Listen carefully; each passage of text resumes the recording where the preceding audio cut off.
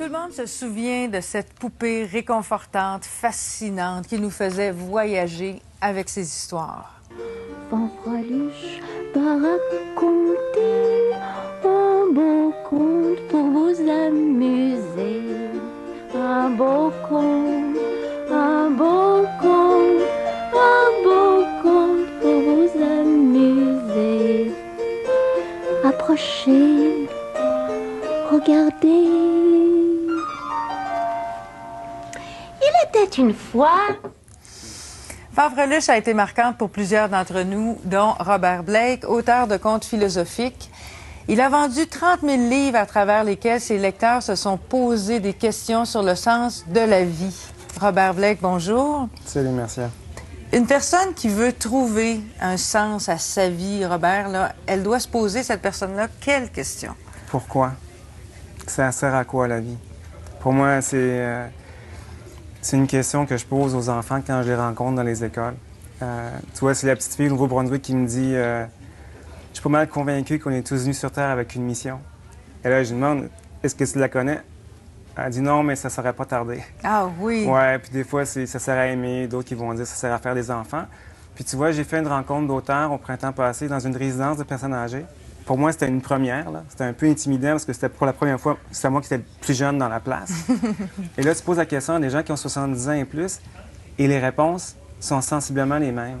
La question, c'est pourquoi? Ça sert à quoi? Ça sert à quoi? Puis, je pense qu'il y a un trait d'union, en fait, qui revient souvent, c'est que ça sert à aimer. Les contes philosophiques Oui. que tu écris, ils étaient, dès le départ, destinés à un public d'enfants. Mais ils circulent et là, Ouais. ce sont des gens de tous âges qui lisent ces contes-là et qui, à travers ces contes, trouvent des réponses assez importantes pour leur vie. Des pistes de réflexion, pour sûr, qui sont différentes d'un groupe d'âge à l'autre. Puis pour une même personne, en fait, qui lit mes livres plusieurs fois, ça va changer d'une lecture à l'autre. Mais au départ, quand j'ai écrit Le Voyage, moi, je me raconte une histoire. Puis tu vois, Fanfreluche. Oui. Bon, j'ai eu la chance de lui parler une fois au téléphone, à mon très, très grand bonheur, là. Et je lui disais, puis c'est vrai, chaque fois que j'écris « Il était une fois », j'ai la voix d'une poupée géante qui résonne dans ma tête. Et quand je commence à écrire, je sais jamais ce que je vais écrire. Donc, je me laisse guider par des images qui se déroulent dans ma tête, comme un film qui se déroule dans ma tête. Et je me raconte une histoire. La surprise au départ avec Le Voyage, qui est le premier conte, c'était la réaction des personnes âgées. Je m'y attendais pas. Et c'est autre chose qu'une histoire pour enfants qu'elles trouvent cute. Ça les interpelle dans leur vécu, dans ce qu'ils vivent au moment de la lecture. Qu'est-ce qui les interpelle? Ah, c'est tellement différent d'une personne à l'autre. Tu sais, des fois, c'est, par exemple, ça peut être le texte La douleur qui aborde le sujet de l'atteinte à la dignité. D'autres, ça va être Jack et Cookie. D'autres, ça va être La légende des trois tirelires qui aborde le sujet de l'ego.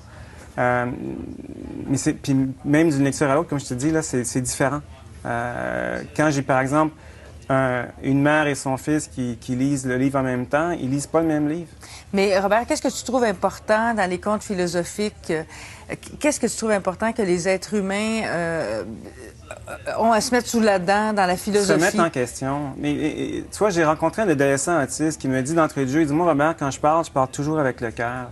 Mais je dis, moi, c'est quand j'écris. » Et ça explique pourquoi ça a touché tous les groupes d'âge, même les grands gars là, qu'on pense pas, là, les 15-16 ans, pour trop coordonner, qui m'ont dit « Écoute, j'ai fait lire La Petite Pomme à 3 grands de secondaire 5 en Salon du Livre. » Salon du Livre de Montréal, il y a quelques années. Là, je me suis dit « Gars, oublie ça, je vais en faire planter. » Réaction, c'est donc ben hot. Je me suis assis sur ma chaise, j'ai fait comme « Aïe, aïe, c'est quoi ça? » Puis, je me suis questionné sur qu'est-ce qui disait que ça touchait tous les groupes d'âge. Et la seule réponse à ça, c'est que c'est le langage du cœur. Et ça, Le c'est langage universel. du cœur. Quand on Ouais, parle du langage du cœur, on parle de quoi exactement? Mon Dieu, pour certains, ça peut être la voix de la petite voix intérieure. C'est l'enfant intérieur qui s'exprime à travers un regard qui pose sur l'environnement, sur les gens, sur la société. Et est-ce qu'on perd cette voix-là plus on avance en âge? Pour certains, oui, malheureusement. Mais heureusement, il y en a plein d'autres qui réussissent à conserver ce bout-là. Comment on fait pour réussir à conserver cette voix-là? Ça vient avec la capacité d'émerveillement. Je te dirais, c'est apprendre aussi à gérer une sensibilité qui est propre à l'enfant. Si je te donnais la chance de retrouver ta sensibilité de 0 à 3 ans, tu me dirais « Oups, Donne-moi deux minutes pour y penser avant d'appuyer sur le bouton « on ». Là. Dans le fond, c'est de combiner la sagesse enfantine, donc le regard enfantin sur le monde, mais avec la maturité de l'adulte. Ça, c'est le défi, en fait. Là. Puis l'ado, l'ado est pris entre... Tu sais, il y a un pied dans le monde de l'enfance, il y a le pied dans le monde de l'adulte. Il regarde un bord en disant « il faut que j'en sorte ». L'autre bord, il dit « ça n'a pas d'allure ». De là, arrive la crise de l'adolescence. Oui. Il y a une autre question aussi que tu poses aux adultes et aux enfants qui concerne les rêves. Et elle est très intéressante, cette question. Mais pour moi, les rêves sont les moteurs de la vie. Et je me souviens très bien, il y a plusieurs années, j'avais écrit un courriel à une amie en disant « perds pas tes rêves, ce sont les moteurs de la vie ». Et la ligne suivante, c'était pour moi, c'était comme « oh boy, il y a quelqu'un qui a volé mes rêves ». Et là, c'est la première étape pour dire « ouais, il serait peut-être temps que j'y retrouve ». Et qu'est-ce que tu demandes aux gens? Qui a dit non à un de tes rêves? Qui t'a empêché de vivre un de tes rêves? Ben, à l'époque, c'est quelqu'un qui avait assassiné ma carrière de chercheur pour différentes raisons. Et moi qui me voyais travailler en recherche pour le restant de mes jours, la porte s'est fermée. Mais en même temps, tu vois, à l'époque, je me souviens, il y avait une dame, parce que j'avais un projet avec les centres jeunesse, qui m'avait dit « Robert, heureusement, ça t'arrive à 27 ans, pas à mon âge, j'avais 50 quelques années, tu vas pouvoir te revirer. Et quand il y a une porte qui se ferme, maintenant on le sait, là, c'est parce qu'il y en a une autre qui s'ouvre. Et la vie nous aiguillonne souvent à notre insu. Puis en fin de semaine, je pensais à ce qui semblait comme entrevue, puis j'avais l'image d'un entonnoir qui est comme ça. Donc, tu t'en vas comme ça, et sans savoir, la vie te dirige vers là où elle veut que tu ailles. C'est comme ça. Le reste, tu sais, il y a des gens qui parfois ont un rôle négatif à jouer dans notre rôle, mais dans le fond, ils servent un peu d'aiguilleur pour le train. Et puis, c'est tout. Et l'importance, tu dis souvent aux adolescents, de ne pas se laisser saboter les rêves.